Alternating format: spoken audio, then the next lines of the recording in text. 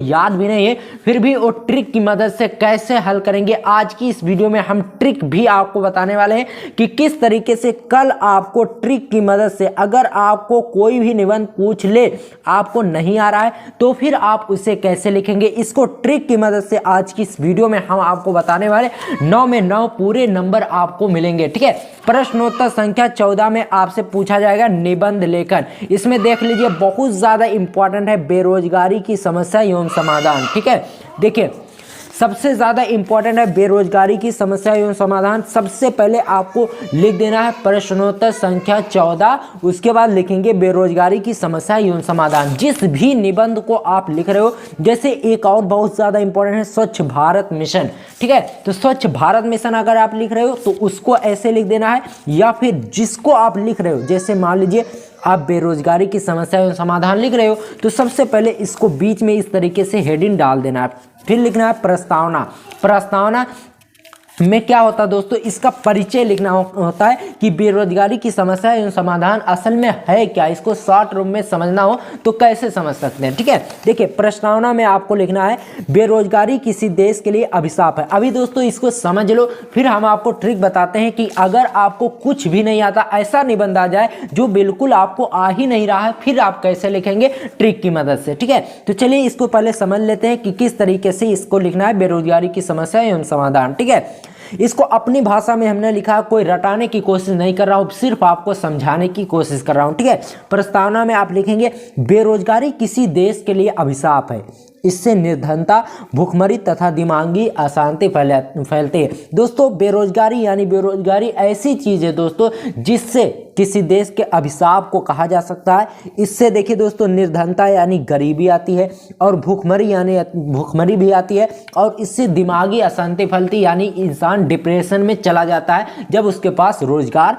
नहीं होता। ठीक है, इतना क्लियर है। अब आगे देखते हैं इसमें क्या लिखना है। ठीक है, अब अगली हेडिंग डालना है दोस्तों आपको बेरोजगारी का अर्थ, यानी बेरोजगारी असल में इसका अर्थ क्या है। ठीक है, इसमें आपको लिखना है बेरोजगारी का अर्थ है योग्यता होने पर भी रोजगार ना मिलना। भारत में ये 3 प्रकार से जगह बनाए हुए हैं। दोस्तों बेरोजगारी का अर्थ है कि इंसान उसके लायक है कि रोजगार वो कर सकता है, लेकिन फिर भी उसको रोजगार नहीं मिल रहा है, तो उसे कहते हैं बेरोजगारी। ठीक है, अब देखिए इसमें पहले ये भारत में 3 तरीके से बेरोजगारियां आजकल देखने को मिलती हैं। पहला है, पहले वो जिनके पास आजीविका का कोई साधन नहीं है, वह खाली बैठे रहते हैं। ऐसे लोग कुछ हैं जिनके पास कोई साधन नहीं है कमाने का, वो खाली बैठे रहते हैं। ठीक है, और दूसरा है, दूसरे वो जिनके पास कुछ मौसम काम रहता है और कुछ मौसम नहीं रहता। जैसे कृषि में लोगों के पास जुताई, बुआई, कटाई के समय रोजगार तो होता है, कृषि का कार्य खत्म होने पर ये लोग बेरोजगार होते हैं। जैसे किसान लोग होते हैं, जब तक खेती और किसान का काम होता है तब तक उनके पास रोजगार होता है, जैसे ही सीजन खत्म हो जाता है उनका भी रोजगार खत्म हो जाता है। और तीसरे वो जिन्हें योग्यता के अनुसार काम ना मिलना। ठीक है,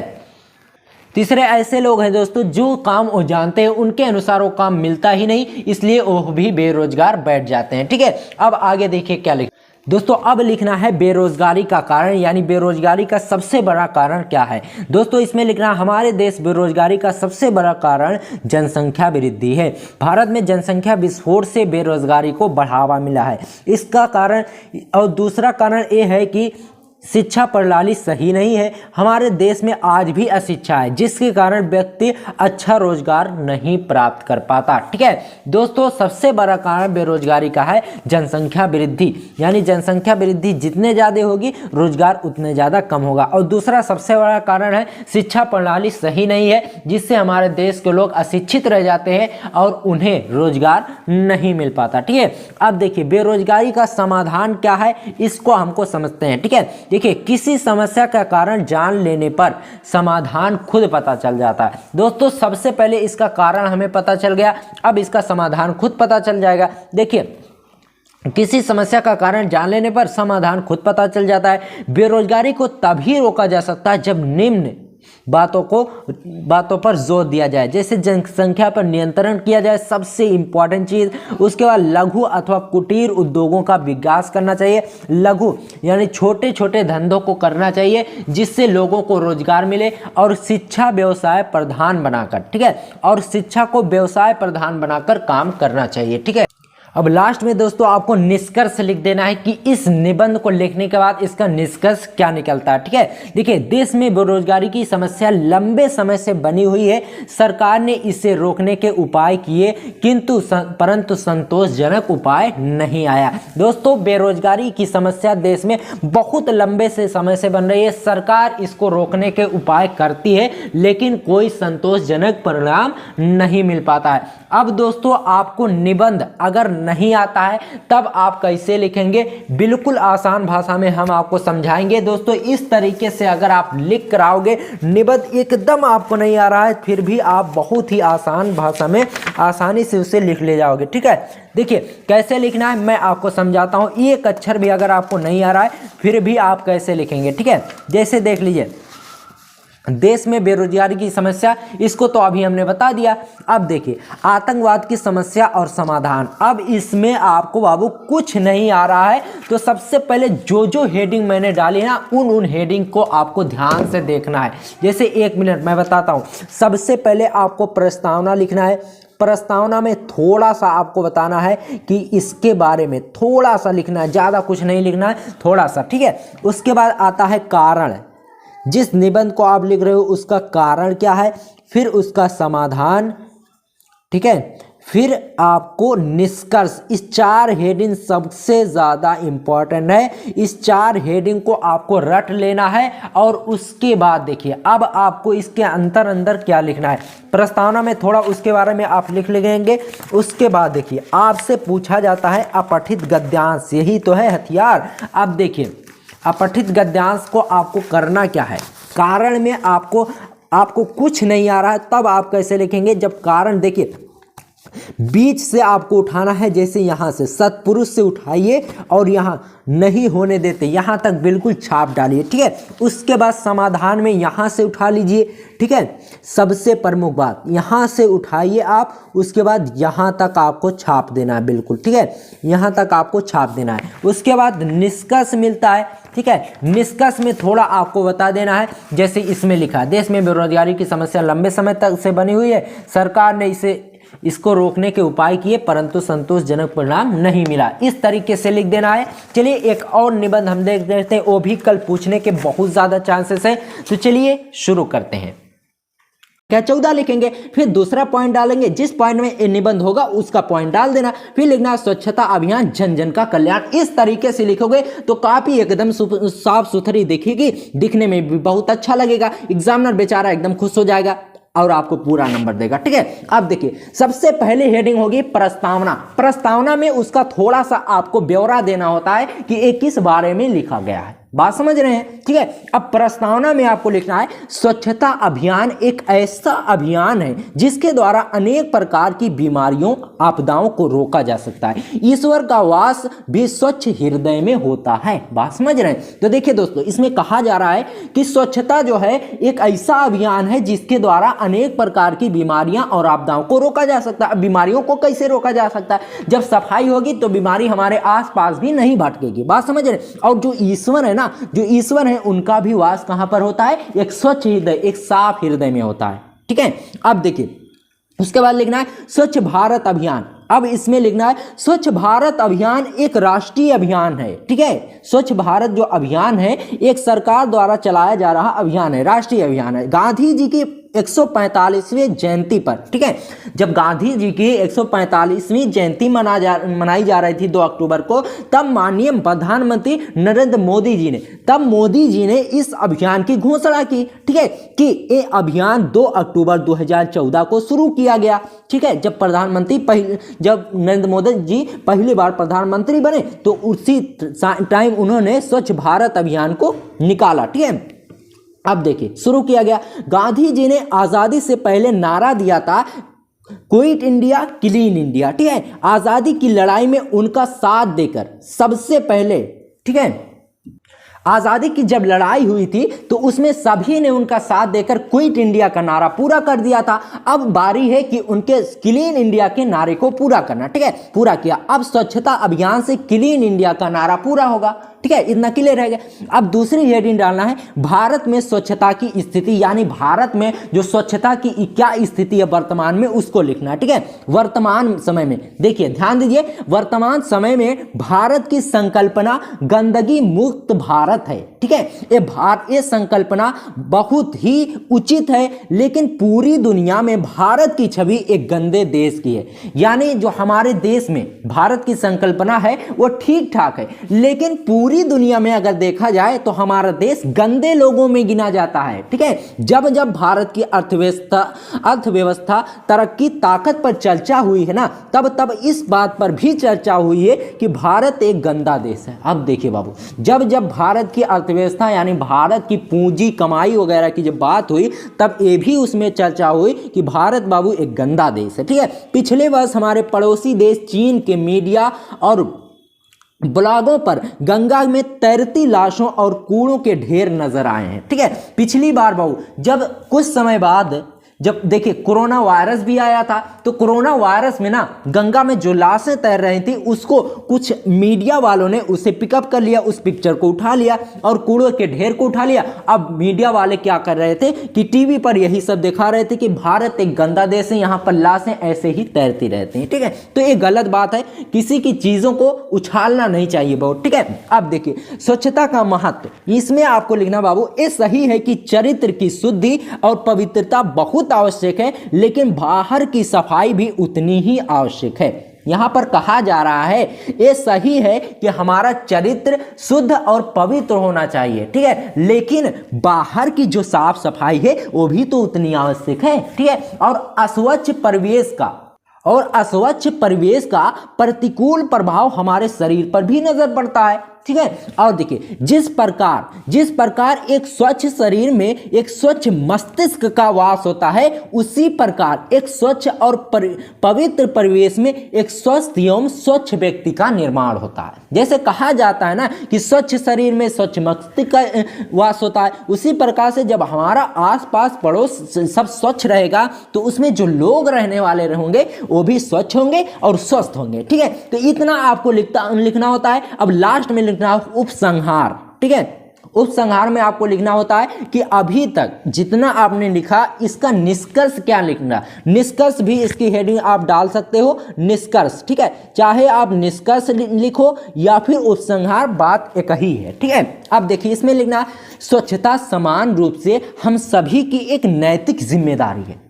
बात तो सही है कि स्वच्छता जो है बाबू इस सबकी जिम्मेदारी है कि हमारे आसपास के पड़ोस को सब स्वच्छ रखें, ठीक है। और वर्तमान समय में हमारी सबसे बड़ी आवश्यकता है, हमें अपने दैनिक जीवन में सफाई को शामिल करना चाहिए ताकि हमारा पर्यावरण भी स्वच्छ रहे। इसमें कहा जा रहा है, ठीक है, देखिए स्वच्छता समान रूप से सभी की एक जिम्मेदारी है और हमें अपना परिवेश रोज सुबह उसको साफ करना चाहिए। जो कूड़े वगैरह यहाँ बिखरे रहते हैं उसको साफ सफाई करनी चाहिए, हमारे परिवेश को साफ सुथरा करना चाहिए। तो इस तरीके से बाबू अगर आप लिखोगे ना तो एग्जामिनर खुश होकर पूरा नंबर देगा, ये हमारी गारंटी है। क्योंकि दोस्तों ये हमने जो लिखा है ना, एक टॉपर की कॉपी मिली थी उसी के हिसाब से हमने लिखा ताकि एग्जामिनर बाबू आपको पूरा नंबर दे। संस्कृत भाषा महत्व के संस्कृत भाषा का महत्व इस चैप्टर से पहला जो गद्यांश है ना संस्कृत का, वहां से उठाया गया है। धनो अयम से लिखतानी, यहाँ तक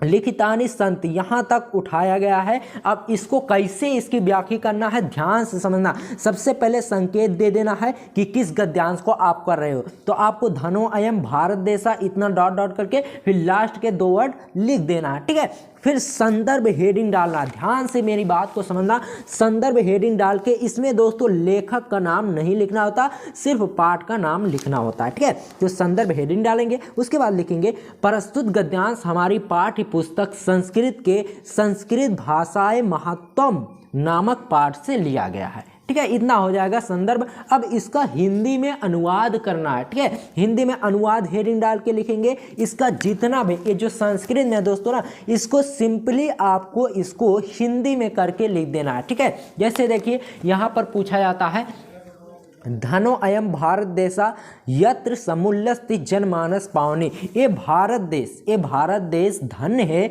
जहाँ मनुष्यों को चित्त को शुद्ध करने वाली शब्दों के समूह को जन्म देने वाली देववाणी सुशोभित है। ये कहाँ तक हो जाएगा? यहाँ तक। धनोयम भारत देश धन्य है जहाँ मनुष्यों के चित्त को शुद्ध करने वाली और शब्दों के समूह को जन्म देने वाली देववाणी सुशोभित है। ठीक है। शब्द संदो परसवनी सुर भारती विद्यामानुषे लिखिले स्वस्ति वाग्मयसु अस्या वाग्मय सर्वश्रेष्ठ सुसंपन्न चा वर्तते। इसका अर्थ हो जाएगा दोस्तों, संपूर्ण साहित्यों में इसका साहित्य सर्वश्रेष्ठ एवं सुसंपन्न है। ये संस्कृत नाम से, ठीक है दोस्तों, ये संस्कृत नाम से संसार में प्रसिद्ध है। ये कहाँ तक हो जाएगा? यहाँ तक। सुसंपन्न चा वर्तते, ये संस्कृत नाम से, देखिए, इव में भारत भाषा संस्कृत नाम नामी लोके प्रतिथा अस्ति, या संस्कृत भाषा के नाम से संसार में प्रसिद्ध है। ठीक है, यहाँ तक हो जाएगा प्रसिद्ध है। ठीक है। अब देखिए, अस्माकं रामायण महाभारत अद्यास्ति गरिता चत्वारो वेदा सर्वा उपनिषद 18 10 पुराणानि अन्यानि च महाकाव्यानि अस्यामेव भाषायां लिखितानि सन्ति। इसमें कहा जा रहा है दोस्तों कि हमारे रामायण महाभारत चारों वेद सर्व उपनिषद यानी सभी उपनिषद 18 पुराण और अन्य महाकाव्य इसी भाषा में लिखे गए हैं। और अन्य महाकाव्य दोस्तों इसी भाषा में लिखे, हमारे रामायण महाभारत आदि ऐतिहासिक ग्रंथ चारों वेद समस्त उपनिषद 18 पुराण तथा अन्य महाकाव्य नाटक आदि इसी भाषा में लिखे गए हैं। तो इस तरह आपको तैयार कर लेना है। उसके बाद देखिए दोस्तों, उसके बाद ये बहुत ही ज़्यादा इम्पॉर्टेंट है, महामना विद्वान वक्ता धार्मिको नेता पटु पत्रकारिता परमस्य सर्वोच्च गुण जन सेव आसित। अब इसको मैं समझा देता हूं दोस्तों, इसको आपको कैसे करना है, बहुत ज़्यादा इम्पॉर्टेंट है। इसको 1 मिनट में आपको समझा देता हूँ। ठीक है। ये महामना वाल्मीकि से चैप्टर से लिया गया है। इसको कैसे लिखना है मैं आपको समझाता हूं। ठीक है। इसमें देखिए दोस्तों, इसमें है महामना विद्वान वक्ता। ठीक है, इसको ध्यान से समझना। ठीक है, महामना यानी महामना विद्वान वक्ता धार्मिको नेता। ठीक है दोस्तों, सबसे पहले इसका संदर्भ देख लेते हैं। संदर्भ आपको इस तरीके से लिखना, प्रस्तुत गद्यांश हमारी पाठ्य पुस्तक संस्कृत के महामना मालवीय पाठ से लिया गया है। अब देखिए, महामना विद्वान वक्ता, महामना एक विद्वान वक्ता थे, धार्मिक नेता थे और एक सकुशल पत्रकार थे। परमस्य सर्वोच्च गुण जन सेवा आसित, और उनका समाज की सेवा करना परम गुण था, यानी सबसे अच्छा गुण था। यत्र कुत्रापि अयन जनानि दुक्तानि पीड़न तत्रो शीघ्रमेव उपस्थिता सर्वविधम साहामन आक्रोध प्राण सेव अस्य स्वभाव एवासीत। ठीक है, अब इसको अर्थ को समझिए। देखिए दोस्तों, जहाँ कहीं भी लोगों को वह दुखी देखते, पीड़ित देखते, वहाँ शीघ्र में उपस्थित यानी वहाँ शीघ्र पहुँच जाते थे। और उनका ये स्वभाव था कि हमारे बीच, और वहाँ शीघ्र उपस्थित होकर सब प्रकार की सहायता करते। और प्राणी सेवा अस्य स्वभाव एवासीत, और प्राणियों की सेवा करना उनका सबसे बड़ा स्वभाव था। ठीक है, तो इस तरीके से महामना विद्वान वक्ता बहुत ज़्यादा इंपॉर्टेंट है, इसको आप समझ लीजिए। इसका अर्थ बहुत ही सिंपल, एक बार फिर समझा देते हैं। महामना एक विद्वान वक्ता थे, धार्मिक नेता थे और सकुशल पत्रकार थे, और परमस्य सर्वेच्छा गुण जन सेवा आसित, और जन की सेवा करना यानी लोगों की सेवा करना उनका परम सबसे अच्छा गुण था। यत्र कुत्रापि, जहाँ कहीं भी वह लोगों को दुखी देखते, पीड़ित देखते, वहाँ तत्रयो सा शीघ्र में उपस्थित, वहाँ शीघ्र पहुँच जाते थे और सब प्रकार की सहायता करते थे, और प्राणी सेवा करना उनका सबसे बड़ा स्वभाव था। ठीक है, अब देखिए, अब चलिए हम आपको लिए चलते हैं संस्कृत श्लोक के। 7 नंबर आपका क्लियर हो गया अगर आप संस्कृत के गद्यांश को इस तरीके से हल कर देते हो। ठीक है दोस्तों, अब आ चुके हैं प्रश्नोत्तर संख्या 8 खा में, जिसमें आपसे श्लोक पूछा जाएगा। आपको श्लोक कौन सा करना है? सुखार्तिना तेजे सुखम, यानी सुखार्तिना जो विद्या वाला चैप्टर है उसको, जो सुभाषी रत्नायन चैप्टर से लिया गया है उसको आपको हल करना है। 1 मिनट मैं आपको दिखा देता हूं कि कौन से चैप्टर से लिया गया है। ठीक है, जो सुभाषी रत्नानी वाला चैप्टर्स उसमें बहुत सारे श्लोक है और वहीं से ये चैप्टर्स उठाया गया है। 7 नंबर अगर आप पाना चाहते हो तो इसको जरूर तैयार कर लेना। 1 मिनट में आपको दिखा देता हूं। जो दूसरा वाला श्लोक है सबसे ज्यादा इंपॉर्टेंट है, ठीक है। सुखार्थिना कुतो विद्यार्थिना सुखम, सुखार्थी व तेजेत विद्यार्थी व तेजम सुखम। वेरी इंपॉर्टेंट है दोस्तों, इसको तैयार कर लेना, बहुत ज्यादा इंपॉर्टेंट है। अभी हम इसको हल करके बताते हैं कैसे लिखना है। सबसे पहले संकेत दे देना है सुखार्थिना कुतो से लेकर और लास्ट में लिख देना है तेजेत सुखम, ठीक है। अब इसके संदर्भ को बिल्कुल सिंपल तरीके से लिखेंगे। प्रस्तुत श्लोक हमारी पाठ्य पुस्तक संस्कृत के सुभाष रत्नानी पाठ से लिया गया है। दोस्तों कल 22 फरवरी को यही पूछा जाएगा, इसकी 100% गारंटी है। अब देखिए इसके अनुवाद को हम देख लेते हैं, बहुत ही सिंपल है, देख लीजिए। 1 मिनट में आपको समझा देता हूं। देखिए, सुख चाहने वाले को विद्या कहाँ और विद्या चाहने वाले को सुख कहाँ, और सुखातीता तेजेन विद्या, और सुख की इच्छा रखने वाले को विद्या त्याग देनी चाहिए और विद्या की इच्छा रखने वाले को सुख त्याग देना चाहिए। बहुत ही सिंपल है, इस तरीके से लिखेंगे। अनुवाद हेडिंग डालकर सुख चाहने वाले को विद्या कहाँ तथा विद्या चाहने वाले को सुख कहाँ, सुख की इच्छा रखने वाले को विद्या पाने की इच्छा त्याग देनी चाहिए और विद्या की इच्छा रखने वाले को सुख त्याग देना चाहिए। तो इस तरीके से आपका हो जाएगा संस्कृत श्लोक। अब इसके एक और श्लोक को देख लेते हैं जो कि बहुत ज्यादा इंपॉर्टेंट है। 1 मिनट, ठीक है। जो ये वाला श्लोक है जल बिंदु वाला जो श्लोक है, ये भी तीसरा वाला इसी में जो श्लोक है बहुत ज्यादा इंपॉर्टेंट है। जल बिंदु निपातेन क्रमशः पूरेते घटा सा हेतु सर्व विद्यानां धर्मस्य च धनस्य च, ठीक है। वेरी इंपॉर्टेंट है। इसको कैसे लिखना है, सबसे पहले संकेत दे देंगे जल बिंदु, उसके लास्ट में चा धनस्य च लिख देंगे, ठीक है। उसके बाद ध्यान दीजिए कैसे आपको लिखना है, इसको समझिए।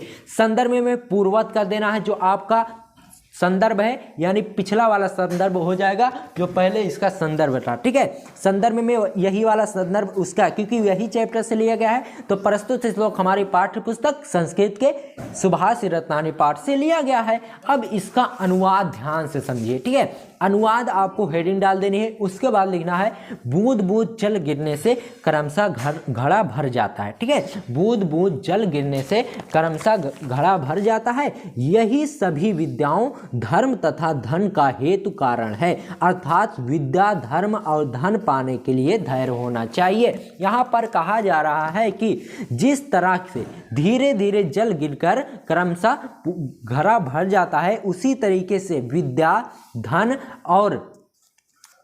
धर्म और धन पाने के लिए धैर्य का होना बहुत ही आवश्यक है। तो दोस्तों 14 नंबर अगर आप चाहते हो ना, तो ये जो चारों गद्यांश और श्लोक प्रकाश डालिए, ठीक है। तो यहाँ पर पंचलाइट और बहादुर कहानी का सारांश हम आपको बता देते हैं, ठीक है।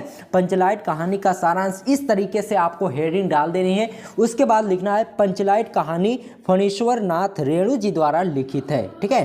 पंचलाइट कहानी फणीश्वर नाथ रेणु जी द्वारा लिखित है। इस कहानी में बिहार के एक पिछड़े गांव के परिवेश का चित्रण प्रस्तुत किया गया है, ठीक है। इसमें क्या लिखा गया है दोस्तों, पंचलाइट कहानी फणीश्वर नाथ रेणु जी द्वारा लिखित है। इस कहानी में बिहार के एक पिछड़े गांव के परिवेश का चित्रण प्रस्तुत किया गया है, ठीक है। इतना क्लियर है। अब देखिए, महतो नाम की टोली में सब अनपढ़ लोग हैं। उन लोगों ने रामनवमी के मेले में पेट्रोमैक्स खरीदा, जिसे वह पंचलाइट कहते थे, ठीक है। इसको देखने के लिए गाँव के सभी लोग इकट्ठा हो गए। सरदार ने इसको जलाने के लिए, ठीक है, सरदार ने इसको जलाने के लिए, ठीक है, सरदार ने इसको जलाने के लिए पूजा पाठ का आयोजन किया। लेकिन सबसे बड़ी समस्या ये थी कि उनमें से कोई पंचलाइट जलाना नहीं जानता था। दोस्तों सबसे बड़ी समस्या ये थी कि उस गांव में इतने अनपढ़ लोग थे कि पंचलाइट को जलाना भी नहीं जानते थे। लेकिन उसी टोली में एक युवक था जिसका नाम गोधन था। गोधन पंचलाइट जलाना जानता था, लेकिन पंचों ने उसे अपनी पंचायत से भगा दिया था। क्यों भगा दिया था? क्योंकि वह मुनरी से प्रेम करता था। मुनरी की मां गुलरी काकी ने पंचों से शिकायत की और वह मेरे घर के पास आकर सलीमा का गाना गाता है। तो इसलिए लोग गोधन को भगा देते हैं, ठीक है। फिर लोग किसी तरह करके गोधन को बुलाते हैं। फिर गोधन बड़े ही आसानी से पेट्रोमैक्स जला देता है, ठीक है। इतना क्लियर है। फिर लोग बहुत खुश होते हैं और कहते हैं, 7 खून तुम्हारा माप, अब खूब गाओ सलीमा का गाना, ठीक है। दोस्तों यहाँ पर कहा जाता है कि गोधन जो था ना वो किसी तरीके से उसे बुलाकर लाते हैं, फिर जब गोधन पंचलाइट जला देता है तो गांव के लोग बहुत खुश हो जाते हैं और कहते हैं 7 खून तुम्हारा माप, अब खूब गाओ सलीमा का गाना। पंचलाइट जलने से लोग भजन और उत्सव मनाने लगते हैं। रेणु जी की इस कहानी से शिक्षा को बढ़ावा मिलता है। बहुत ही आसान भाषा में हमने बताया है। अब देखिए दोस्तों, अब चलिए आपको बताते हैं बहादुर कहानी का सारांश, जो कि बोर्ड एग्जाम के लिए बहुत ज़्यादा इंपॉर्टेंट है। कल देख लेना, पंचलाइट कहानी आपके बोर्ड एग्जाम में जरूर देखने को मिलने वाली है, तो इसे जरूर याद कर लीजिए, ठीक है। अब आगे है दोस्तों बहादुर कहानी का सारांश। इसमें आपको लिखना है अमरकांत जी ने, ठीक है। अमरकांत जी ने बहादुर कहानी में 12-13 साल के बहादुर नाम के लड़के के बचपन का वर्णन मिलता है। ये जो बहादुर कहानी है ना, इसमें दोस्तों 12-13 साल का एक छोटा सा लड़का है जिसके बचपन का वर्णन मिलता है, यानी उसके बचपन के बारे में बताया गया है। बहादुर एक मध्यम वर्ग का लड़का है, ठीक है, जिसकी माँ डांटती है तो वह नाराज होकर शहर चला जाता है, ठीक है, जहाँ उसे लेखक जी मिलते हैं, अमरकांत जी, ठीक है, और उसे अपने घर ले जाते हैं। तो वहाँ उसकी पत्नी निर्मला उसे नौकर बनाकर रख लेती हैं, ठीक है। बहादुर एक परिश्रमी एवं हंसमुख लड़का है, वह घर को साफ सुथरा रखता है। निर्मला का बेटा किशोर उससे दुर्व्यवहार करता है। निर्मला भी अब बदलने लगी, निर्मला का भी व्यवहार अब बदलने लगा, उससे दुर्व्यवहार करने लगी। एक दिन घर पर रिश्तेदार आए, उन्होंने बहादुर पर बिना गलती के आरोप लगाते हुए कहा तो लोग उसे बहुत डराते धमकाते हैं। फिर एक दिन सिल गिरकर 2 टुकड़े हो जाती है, ठीक है, जिससे वह डर जाता है और पिटाई के डर से वहाँ से भाग जाता है। ये कहानी बचपन को बचाए रखने का प्रमाण देती है। ये कहानी कुछ इस तरीके से है कि बचपन में हमें अपना बचपन खोना नहीं चाहिए, हमें अपना बचपन बचा कर रखना चाहिए, जिससे आने वाला जो हमारा फ्यूचर है वो बहुत ही अच्छा हो सके। तो पंचलाइट और बहादुर कहानी का बहुत ही सिंपल भाषा में हमने बताया, इसे आप तैयार कर लेना। इस तरीके से अगर आप लिख कर आते हो जैसे आज की इस वीडियो में मैंने बताया, तो 5 में 5 नंबर दोस्तों आपको बिल्कुल फिक्स है, मिल जाएगा। तो चलिए आज की इस वीडियो में बस इतना ही। अब मिलते हैं आपसे खंडकाव्य की वीडियो में, तब तक के लिए गुड बाय, जय हिंद, जय भारत।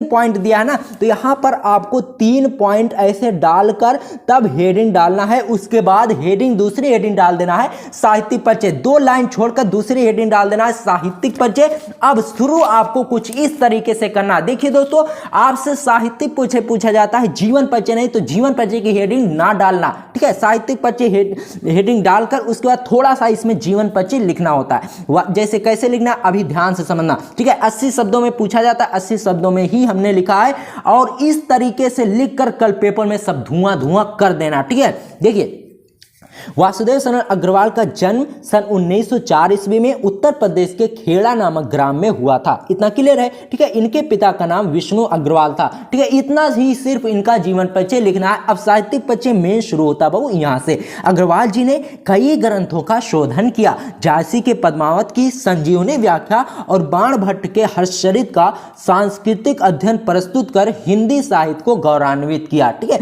जायसी का जो पद्मावत था ना बाबू, उसकी वासुदेव शरण अग्रवाल जी ने एक व्याख्या की, और बाण भट्ट का जो हर्षचरित था उसका सांस्कृतिक अध्ययन प्रस्तुत किया, यानी उसका जो अर्थ था उसको अपने शब्दों में प्रस्तुत किया, जिससे हिंदी साहित्य का इज्जत और बढ़ी, हिंदी साहित्य को गौरवान्वित किया, यानी हिंदी साहित्य की इज्जत और बढ़ गई, ठीक है। इन्होंने पाली संस्कृत जो अंग्रेजी का गहन अध्ययन किया। अग्रवाल जी जो थे, ठीक है, पाली संस्कृत और अंग्रेजी को बहुत अच्छे से पढ़े हुए थे, ठीक है। और देखिए, और एक काशी हिंदू विश्वविद्यालय में पुरातत्व विभाग के अध्यक्ष रहे हैं, ठीक है।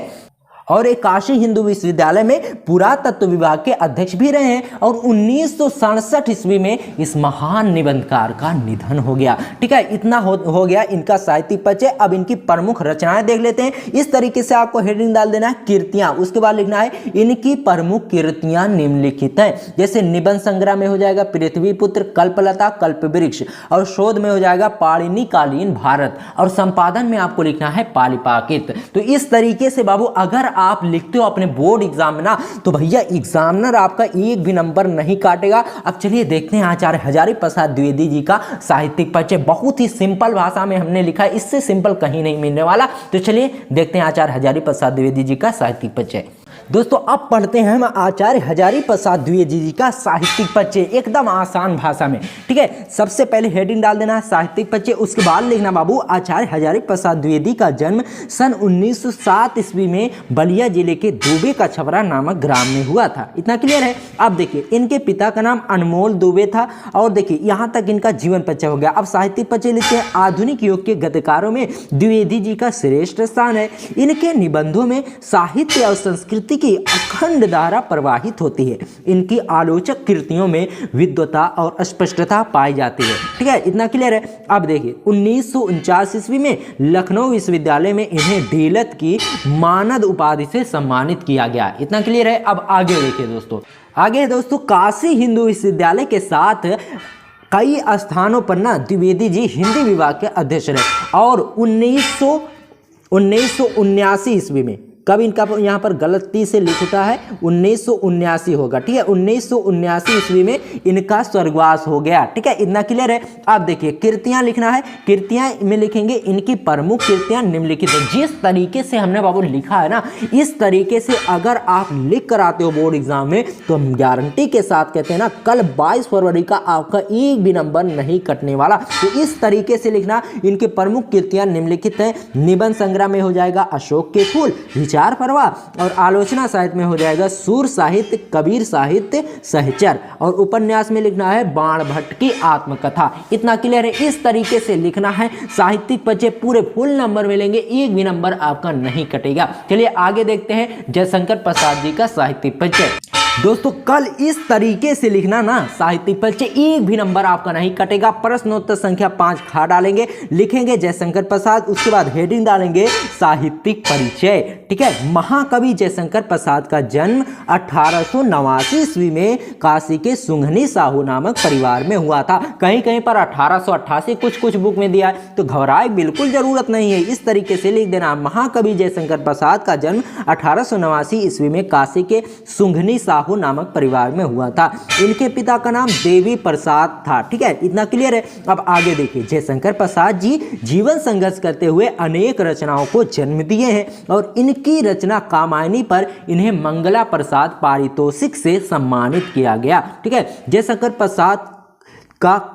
प्रसाद का काव्य में प्रेम सौंदर्य प्रमुख विषय रहा है और ये नागरी पंचाली सभा के अध्यक्ष भी रहे और 1937 ईस्वी में क्षय रोग से ग्रसित होने के कारण, ठीक है, 1937 ईस्वी में क्षय रोग से ग्रसित होने के कारण इनका स्वर्गवास हो गया। ठीक है, 1937 ईस्वी में क्या हुआ दोस्तों, इन्हें क्षय रोग हो गया, यानी हृदय का रोग हो गया जिसके कारण इनका स्वर्गवास हो गया। अब कृतियां में लिखेंगे इनकी प्रमुख कृतियां निम्नलिखित हैं। जैसे नाटक में क्या इनका प्रमुख था, चंद्रगुप्त और अजातशत्रु। उपन्यास में कंकाल हो गया, तितली, और निबंध संग्रह में काव्य और कला। इस तरीके से अगर आप लिखते हो तो पूरे नंबर आपको मिलेंगे, एक भी नंबर एग्जामिनर नहीं काटेगा। और भाषा शैली हिंदी साहित्य में स्थान, ये अगर लिख देते तो अब तो बाबू बिल्कुल भी एग्जामिनर भूल कर भी आपके नंबर नहीं काटेगा। भाषा शैली में क्या होता है, इनकी भाषाओं को लिखना होता है। वैसे आप लिखना चाहो तो लिख सकते हो, नहीं लिखना चाहते हो तो ना लिखो, समय बिल्कुल भी कम है। यहां तक लिख दोगे तब भी आपको पूरे नंबर मिलने वाले हैं। चलिए अब देखते हैं मैथिली शरण गुप्त जी का साहित्यिक परिचय। मैथिली शरण गुप्त जी का साहित्यिक परिचय आपको कुछ इस तरीके से लिखना है।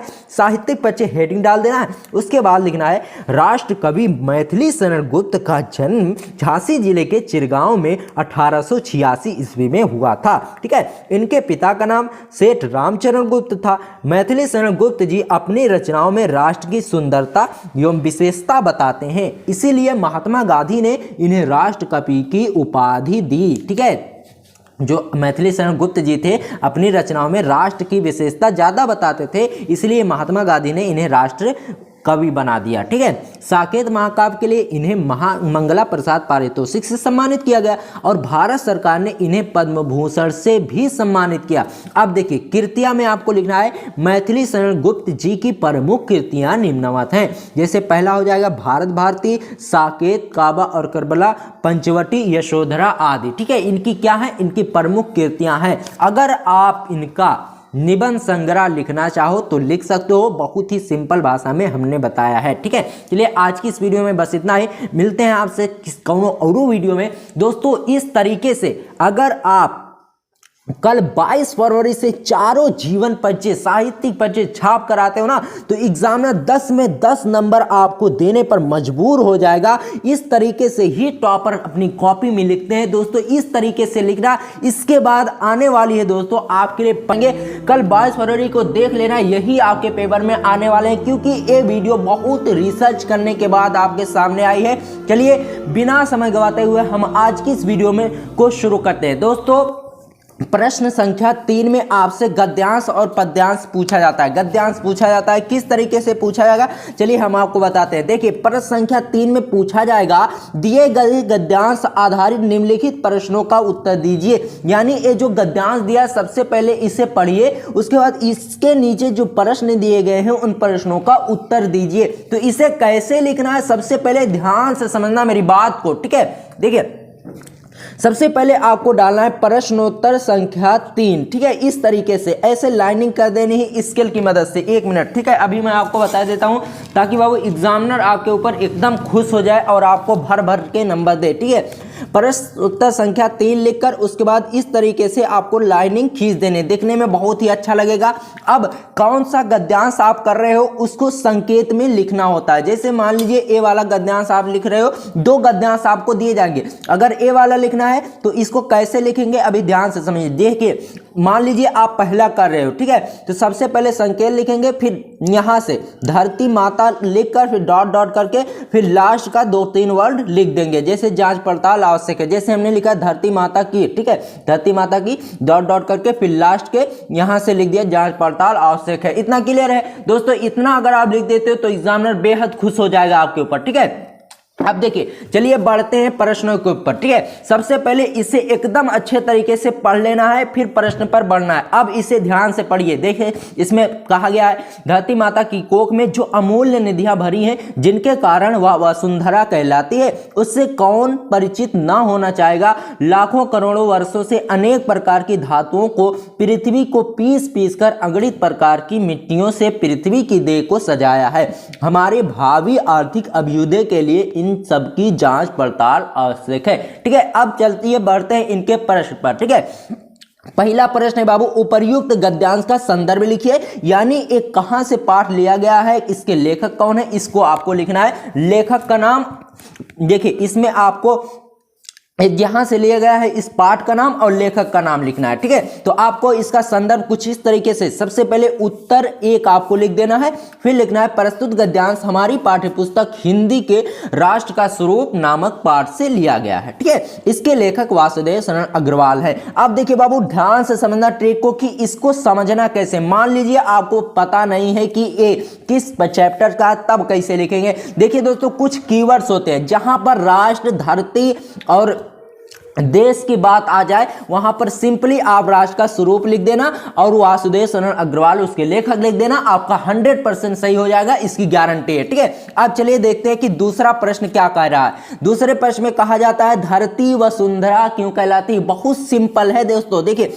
अब इसमें खोजना है कि धरती वसुंधरा क्यों कहलाती है। देख लीजिए यहां पर जिनके कारण वह वसुंधरा कहलाती है। अब इससे पहले जहां से शुरू हुआ है उसको यहां से उठाकर लिख देना। जैसे धरती माता की कोख में जो अमूल्य निधियां भरी हैं जिनके कारण वह वसुंधरा कहलाती है, सिंपली इतना लिख देना है। अब इसको कैसे लिखना चलिए देखते हैं। दोस्तों उत्तर संख्या 2 लिखेंगे, उसके बाद लिखेंगे धरती माता की कोख में, ठीक है। यहां से लेकर यहां से उठाकर यहां तक बिल्कुल आपको छाप देना है। सब उत्तर इसी पैसेज में मिल जाएगा, आपको कुछ अपने तरफ से जोड़ने घटाने की जरूरत नहीं है, ठीक है। उत्तर 2 में लिखकर धरती माता की कोख में जो अमूल्य निधियां भरी हैं जिसके कारण वह वसुंधरा कहलाती है, यहां से उठाकर यहां तक आपको बिल्कुल छाप देना है। इस तरीके से लिखोगे तो आपके बहुत ही अच्छे नंबर आएंगे।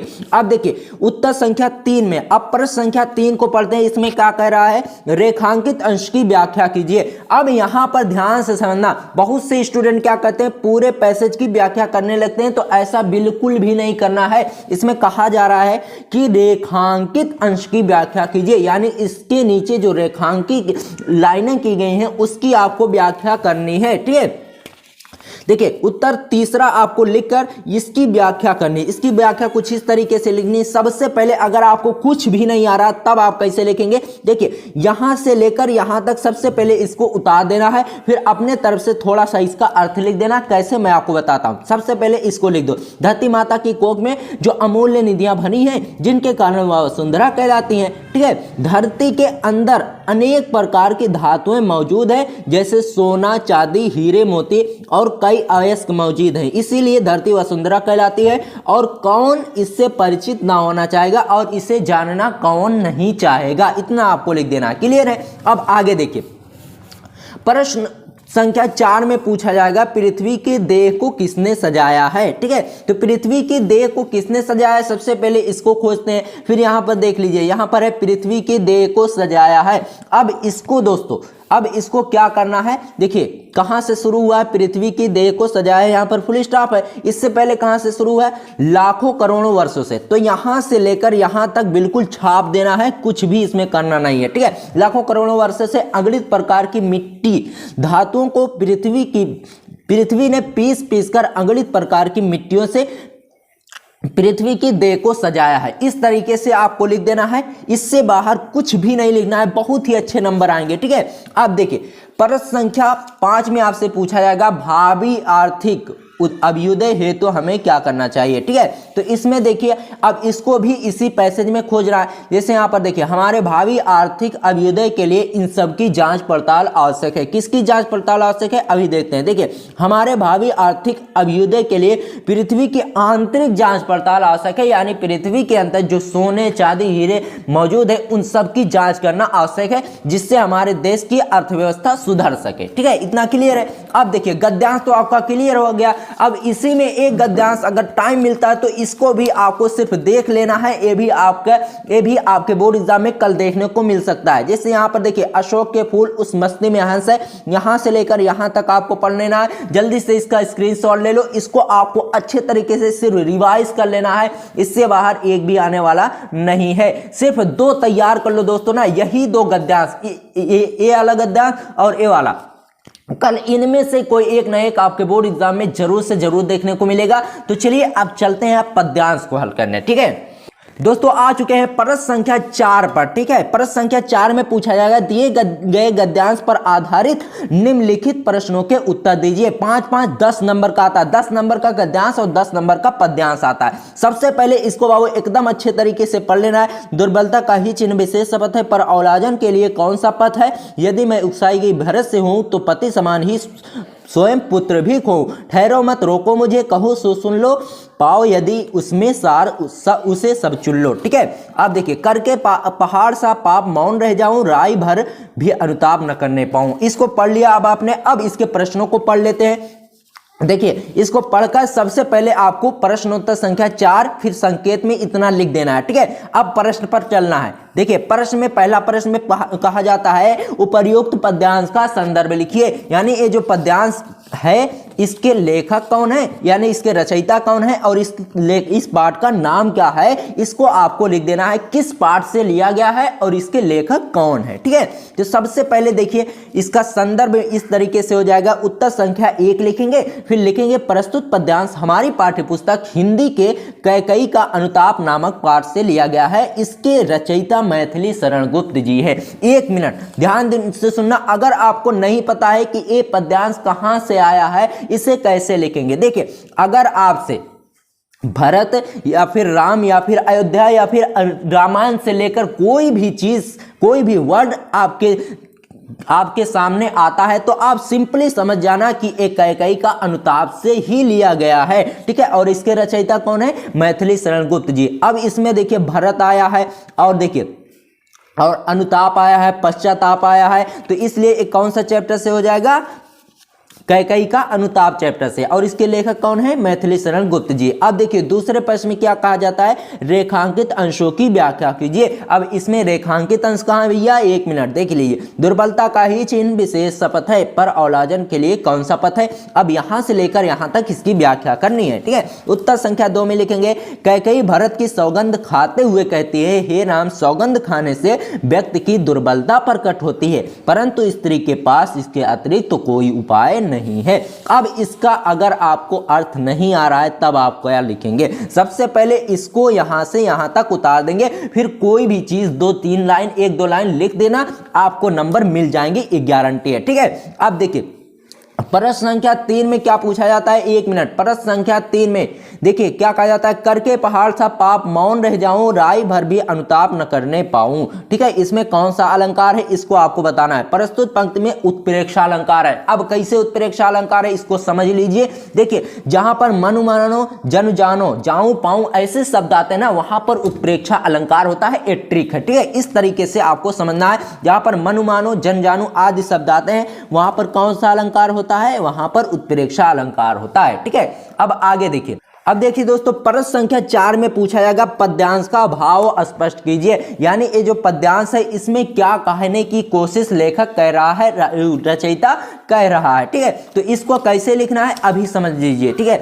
उत्तर संख्या 4 में लिखेंगे, एक यहाँ कवि ने कैकेयी के पश्चाताप में उपस्थित लोगों व प्रकृति को भी उनकी संवेदना का हिस्सा बनाने का भाव प्रकट किया है। दोस्तों यहाँ पर लेखक कह रहा है कि कैकेयी जब पश्चाताप कर रही थी तो उसके साथ जो थे वो भी उसके दुख में शरीक हो रहे थे, और जो प्रकृति थी, जो मौसम था, ऋतु था, वो भी उसके दुख में हिस्सा बटा रहा था। ठीक है, तो इस तरीके से हो जाएगा। ठीक है, अब देखिए अब 5वां प्रश्न में क्या पूछा जाता है, 1 मिनट ध्यान से सुनना। ठीक है, देखिए भाषा की विशेषताएं बताओ। इस जो एक पद्यांश है इसमें कौन सी भाषा ली गई है और इसकी विशेषता क्या है। ठीक है, उत्तर संख्या 5 में लिखेंगे, इस भाषा में परिष्कृत खड़ी बोली का प्रयोग हुआ है जिससे इस पद्यांश का भाव स्पष्ट रूप से समझ में आता है। यानी अगर इसमें खड़ी बोली ना आती तो हमें इस पद्यांश थोड़ा बहुत समझने में दिक्कत होती। तो इसको लिख देना है कि इस भाषा में परिष्कृत खड़ी बोली का प्रयोग हुआ है जिससे इस पद्यांश का भाव स्पष्ट रूप से समझ में आ जाता है। ठीक है, इस तरीके से आपको गद्यांश पद्यांश हल करना दोस्तों 20 नंबर की पूरी फुल तैयारी इस एक वीडियो से हो गई है। इस पद्यांश को भी देख लेना जो लज्जाशील पथिक महिला एक पवन दूतिका से लिया गया है, यहां से लेकर यहां तक आपको इसको पढ़ लेना है। बहुत ही सिंपल है, इसको भी अगर ना समझ में आए तो आसानी से ट्रिक की मदद से लगा लेना जैसे मैंने बताया। देखिए अब जहां पर अगर किसान आ जाए, महिला आ जाए, श्रमिक आ जाए या फिर कमल ऐसे कुछ शब्द आ जाए ना तो समझ जाना पवन दूतिका शब्द से लिया गया है, और राधा का अगर जिक्र आ जाए तो यहां समझ लेना कि ये पवन दूतिका शब्द से लिया गया है। दोस्तों आज की इस वीडियो में जितने भी चीजें पद्यांश गद्यांश पद्यांश मैंने बताया है यही कल देख लेना, 22 फरवरी को आपको पेपर में देखने को मिलेगी और 21 नंबर कहीं नहीं जाने वाले। प्रश्नोत्तर संख्या 12 को सबसे पहले हम देखते हैं जिसमें पूछा जाता है रस छंद और अलंकार। ठीक है, रस को सबसे पहले देख लीजिए, करुण रस वेरी इंपॉर्टेंट है, कल देख लेना 22 फरवरी को आपके पेपर में जरूर देखने को मिलने वाला है। रस छंद अलंकार में रस में करुण रस जरूर आएगा। ठीक है, इसमें देख लीजिए, इसकी परिभाषा सबसे पहले देख लेते हैं। बहुत ही सिंपल तरीके से हमने लिखा है, जब प्रिय एवं मनचाही वस्तु के नष्ट होने या उसका कुछ अनिष्ट होने से हृदय शोक से भर जाए तो वहाँ करुण रस होता है। इसमें कहा जाता है कि जब हमारी प्रिय वस्तु या फिर कोई ऐसी चीज़ हमसे खो जाती है या फिर वो नष्ट हो जाती है तो हमारे हृदय जो क्या होता है, शोक से भर जाता है। ठीक है, जिससे वहाँ पर करुण रस होता है। तो दोस्तों कहने का मतलब यहाँ पर ये है कि ऐसी कोई कविता अगर आपके सामने आए जिसमें दुख का वर्णन हो तो वहाँ पर सिंपली करुण रस होगा। बहुत ही सिंपल तरीके से समझो। ठीक है, लिखना किस तरीके से, जब प्रिय एवं मनचाही वस्तु के नष्ट होने या उसका कुछ अनिष्ट होने से हृदय शोक से भर जाए तो वहाँ करुण रस होता है। सिंपली इस तरीके से लिख दे रहा है। इसका उदाहरण देख लीजिए, बहुत ही सिंपल उदाहरण दिया हमने, एक ही बार में आपको याद हो जाएगा। ठीक है, उदाहरण में लिखेंगे दोस्तों, हे खग मृग हे मधुकर श्रेणी तुमने देखी सीता मृगनयनी। बहुत ही सिंपल सा इसका उदाहरण है, एक ही बार में आपको याद हो जाएगा, हे खग मृग हे मधुकर श्रेणी तुमने देखी सीता मृगनयनी। अब आता है, अब आपको क्या तैयार करना है, चलिए मैं आपको बताता हूँ।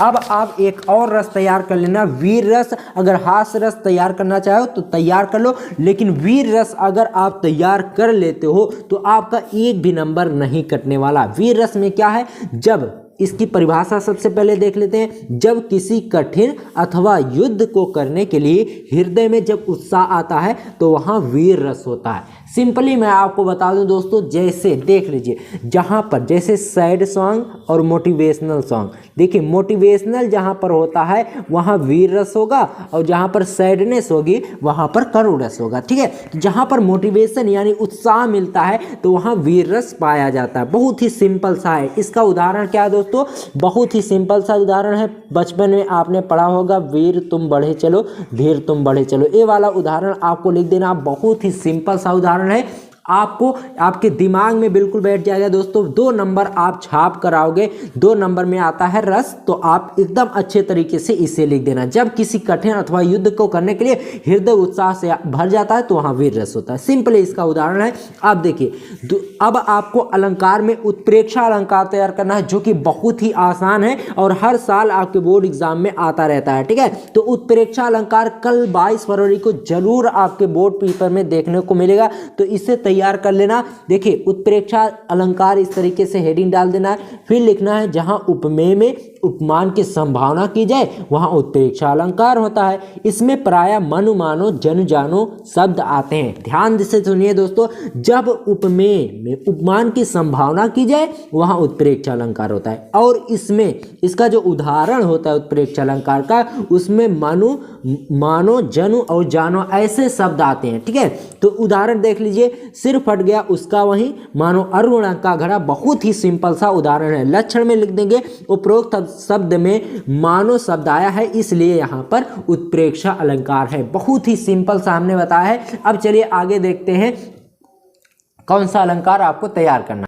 दोस्तों अब आता है चौपाई छंद। चौपाई छंद बहुत ही सिंपल है दोस्तों। छंद में पूछा जाएगा चौपाई छंद, सिर्फ चौपाई ही तैयार कर लोगे, ये भी कल 22 फरवरी को आपके पेपर में देखने को मिल सकता है। इसमें लिखना है, इसकी परिभाषा, यह एक सममात्रिक छंद है। इसके प्रत्येक चरण में 16 मात्राएं होती हैं। यह क्या है दोस्तों, सममात्रिक छंद, यानी इसके सभी चरण बराबर होते हैं और इसके प्रत्येक चरण में 16 मात्राएं होती हैं। अगर यहाँ पर प्रथम चरण में 13 और दूसरे में 11 होती तो क्या होता, अर्ध सममात्रिक छंद होता। ठीक है, तो इसके प्रत्येक चरण में 16 मात्राएं होती है। उदाहरण देख लेते हैं, बहुत ही सिंपल सा उदाहरण है दोस्तों। बंदव कुरुपद पदम पुरागा सुरुचि सुवास सरस अनुरागा अमीय मूल में चूरन चारु समन सकल भौरुज परिवारु। अब इसकी मात्रा कैसे लगाना दोस्तों, इसको ध्यान से समझिए। जहां पर बड़ा आ की मात्रा आ जाए, या फिर बड़े ई की मात्रा आ जाए, या फिर बड़ा ऊ की मात्रा आ जाए, या फिर किसी में अंक की बूंदी लगी हो, जैसे आर बना हो फिर उस पर अंक की बूंदी लगी हो, तो वहाँ पर 2 मात्राएं होती है। 2 मात्राओं को ऐसे यस की तरीके से लिखा जाता है और 1 मात्रा को सिंपली ऐसे 1 पाई की तरीके से खींच दिया जाता है। अब यहाँ पर बंदव लिखा है तो बा में आधाना है तो यहाँ पर 2 मात्रा हो जाएगी। अब दा में देखिए, दा में 1 मात्रा है तो यहाँ पर 1 हो जाएगी, और छोटा ऊ है तो यहाँ पर क्या हो जाएगी, 1 मात्रा हो जाएगी। अब यहाँ पर भी 1 मात्रा है, यहाँ पर भी मात्रा, क्योंकि छोटा ऊ और यहाँ पे छोटा ऊ बनता है रू है। ठीक है, तो यहाँ पर 1 मात्रा हो जाएगी, सब में 1 मात्रा, और यहाँ पे बड़ा बनता है तो यहाँ पर 2 मात्रा हो जाएगी। और गापा आप बनता गा है तो यहाँ पर 2 मात्रा, और यहाँ पर 1 मात्रा है, यहाँ पर भी 1 मात्रा होगी, यहाँ पर भी 1 मात्रा, और यहाँ पर 2 मात्रा होगी, बाकी इसमें 1 मात्रा होगी, और इसमें तो 1 ही मात्रा हो जाएगी, और इसमें भी 1 मात्रा, और यहाँ पर 2 मात्रा होंगी। ठीक है, और इसमें भी 1 मात्रा होगी, और इसमें 2 मात्राएं होंगी। ठीक है, और यहाँ पे छोटा मात्रा री है तो यहाँ पर 1 मात्रा है, और एक शब्द है तो इसलिए 1 मात्राएं होंगी। ठीक है, अब यहाँ पर देखिए, इसमें भी 1 मात्रा होंगी, और ये लास्ट में देखिए, जहाँ पे बड़ा मात्रा चा है तो यहाँ पर डबल मात्रा होगी, और यहाँ पे बड़ा ऊ की मात्रा रू है तो यहाँ पर भी डबल मात्रा हो जाएगी। ठीक है, और ध्यान से देखिए, यहाँ पर भी 1 मात्रा होंगी, सब में 1 मात्रा होंगी, क्योंकि यहाँ पर कोई ना तो बड़ा ऊ की मात्रा है, बड़ा ई की मात्रा कोई भी बड़ा नहीं है। ठीक है, अब देखिए, इसमें भी 1 मात्रा लगेगी, फिर लास्ट में 2 मात्राएं लगेगी, और सबसे इम्पॉर्टेंट बात, ठीक है, इसको समझना होगा कि मात्राएं गिनना आपको पड़ेगा। अगर 16 मात्राएं नहीं आएंगी तो आपका गलत हो जाएगा। चलिए हम गिनकर देख लेते हैं। 2 2 2 4 4 4 8 8 3 11 11 और 5 16 मात्राएं इसमें होगी, और इसमें 3 3 5 3 3 4 3 7 7 3 10 और 10 6 16 मात्राएं होगी। ठीक है दोस्तों, नहीं एक गड़बड़ हो रहा है, 1 मिनट ध्यान से सुनिए। 1 3 3 4 4 3 7, 7 3 10, 10 4 14, 4 4 6, 10 6 16 मात्रा होगी। ठीक है, क्योंकि ये 2 मात्रा हैं और एक 2 2 6 मात्रा यहाँ पर, बाकी 10 यहाँ पर है, तो 16 मात्रा है। तो इस तरीके से आपको इसकी काउंटिंग कर लेनी है ताकि एग्जामिनर एक भी नंबर आपका ना काट पाए। और स्पष्टीकरण में लिखेंगे इसके सभी चरणों में 16 16 मात्राएं, इसलिए ये चौपाई छंद है। ठीक है, क्लियर है। अब आगे देखिए दोस्तों, अब हम आ चुके हैं प्रश्न संख्या 9 में, जिसमें आपसे मुहावरा और लोकोक्तियां पूछा जाएगा। तो मुहावरा में सबसे ज्यादा इंपॉर्टेंट है ऊंट के मुंह में जीरा। अब इसका देखिए, इसका अर्थ क्या होता है, आवश्यकता से कम। इसका वाक्य प्रयोग हो जाएगा दोस्तों, 20 रोटी खाने वाले रामू के लिए ये 2 रोटी ऊंट के मुंह में जीरे के समान है। ठीक है, बहुत ही सिंपल सा है। और देखिए, नाक कटना, ये भी मुहावरा बहुत ही ज्यादा इंपॉर्टेंट है। इसका अर्थ हो जाता है बेइज्जती। अब इसको वाक्य प्रयोग में करेंगे, राजू के बुरे कामों से या कर्मों से उसके परिवार की नाक कट गई। बहुत ही सिंपल सा है। अब देखिए, सबसे ज्यादा इंपॉर्टेंट है ईद का चांद होना, यानी बहुत समय बाद दिखना। अब देखिए, इसका वाक्य प्रयोग हो जाएगा, रमेश तुम तो आजकल ईद के चांद हो गए हो। ठीक है, अब देखिए, अंधे की लाठी यानी एकमात्र सहारा। ठीक है, अब देखिए, इसका वाक्य प्रयोग हो जाएगा, रहीम अपनी माँ के लिए अंधे की लाठी जैसा है। बहुत ही सिंपल है। अब देखिए, अब चलिए आपको दिखाते हैं कि कौन सा आपको तैयार करना है। ठीक है, अब प्रश्न संख्या 11 में आपसे पूछा जाएगा एक शब्द के 2 अर्थ, यानी एक शब्द के 2 अलग अलग अर्थ होंगे, पर्यायवाची नहीं, एक शब्द के 2 अलग अलग अर्थ। जैसे अंबर माने होता है आकाश और वस्त्र होता है, और गुरु माने होता है शिक्षक और भारी, और कर माने हाथ होता है, और एक कर माने होता है टैक्स। ठीक है, और नाग माने सांप भी होता है, और नाग माने बादल भी होता है। ठीक है, और नग माने संख्या भी होती है, और नग माने पर्वत भी होता है। अब देखिए, प्रश्नोत्तर संख्या 11 खा में आपसे पूछा जाएगा शब्द युग्म, यानी शब्द युग्म जो होता है, यानी एक शब्द के 2 अर्थ। ठीक है, एक शब्दों के अर्थ आपको लिखना होगा, यानी पढ़ने में ये शब्द एक ही जैसे होंगे लेकिन अर्थ इनके भिन्न भिन्न होंगे। जैसे अंबुज अंबुज, अब देखिए बोलने में एकदम सिंपल दिख रहा है, लेकिन इसके अर्थों में बहुत ही भिन्नता है। ठीक है, जैसे अंबुज माने होता है बादल, और अंबुज माने होता है जल, और अविराम माने होता है अनवरत, और अभिराम माने होता है आकर्षक, और जलज और जलद का हो जाएगा कमल और बादल। ये सब आपसे बहुविकल्पीय में पूछे जाएंगे, तो घबराने की बिल्कुल भी जरूरत नहीं है, केवल आपको टिक लगाने की जरूरत है। ठीक है, अब देखिए, अंश और अंश माने होता है भाग, और अंश माने होता है सूर्य, और पंथ और पथ हो जाएगा। देखिए, ठीक है, देखिए, अब पंथ माने होता है संप्रदाय, और पथ माने होता है मार्ग। अब आगे देखिए, अब आपको क्या तैयार करके जाना है, चलिए देख लेते हैं। ठीक है, अब देखिए दोस्तों, प्रश्नोत्तर संख्या 11 गा में आपसे पूछा जाएगा अनेक शब्दों के लिए एक शब्द। ठीक है, यानी जैसे जिसकी तुलना ना की जा सके उसे क्या कहते हैं, अतुलनीय कहते हैं, और जानने की इच्छा रखने वाले को जिज्ञासु बोला जाता है। बात समझ रहे हैं। अब देखिए, जिसे कोई जीत ही ना सके उसे क्या कहते हैं, उसे अजीत कहते हैं, और जिसका मूल्य ना हो उसे अमूल्य कहते हैं। यानी अनेक शब्दों के लिए एक शब्द आपको बनाना है। और अशुद्ध, शुद्ध और अशुद्ध को देख लेते हैं। प्रश्नोत्तर संख्या 11 घा में आपसे पूछा जाएगा, जैसे देखिए, तुम कुर्सी पर बैठे हैं, ये बिल्कुल भी गलत है। इसका हो जाएगा तुम कुर्सी पर बैठे हो। और पुत्री पराया धन होता है, ये गलत है बाबू। इसका सही हो जाएगा पुत्री पराया धन होती है। तुम क्या पढ़ रहा है, इसका हो जाएगा तुम क्या पढ़ रहे हो।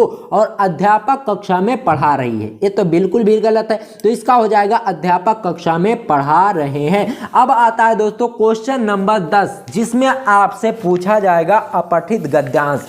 अब मान लीजिए अपठित गद्यांश को कैसे हल करना है, इसको ट्रिक की मदद से मैं आपको बता देता हूं दोस्तों। इस ट्रिक से अगर आप करते हो ना, तो अपठित गद्यांश में 5 के 5 नंबर मिलेंगे। देखिए, अपठित गद्यांश आपसे पूछा जाता है, तो सबसे पहले इसे जल्दी से पढ़ लेना है आपको। ठीक है, चलिए हम लोग भी पढ़ लेते हैं।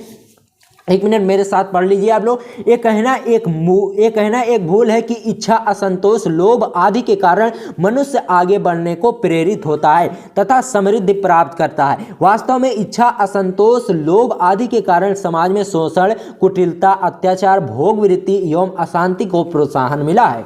लोभ के कारण एक मिल खोलकर शोषण की चक्की चलाई जाती है। हमें इच्छाओं का दमन नहीं करना है, बल्कि उनका उदात्तीकरण करना है, समन करना है एवं उन्हें स्वस्थ दिशा देनी है। सत्पुरुष कर्तव्य भावना से प्रेरित होते हैं, आदर्शों से प्रेरणा प्राप्त होते हैं एवं निस्वार्थ तथा इच्छा मुक्त होकर भी धीरे धीरे साहसपूर्वक कर्म करते हुए उन्नति को स्वतः प्राप्त होते हैं। आदर्शों की कीमत पर आदर्शों को छोड़कर उन्नत पद प्राप्त करना सत्पुरुषों को शोभा नहीं देता।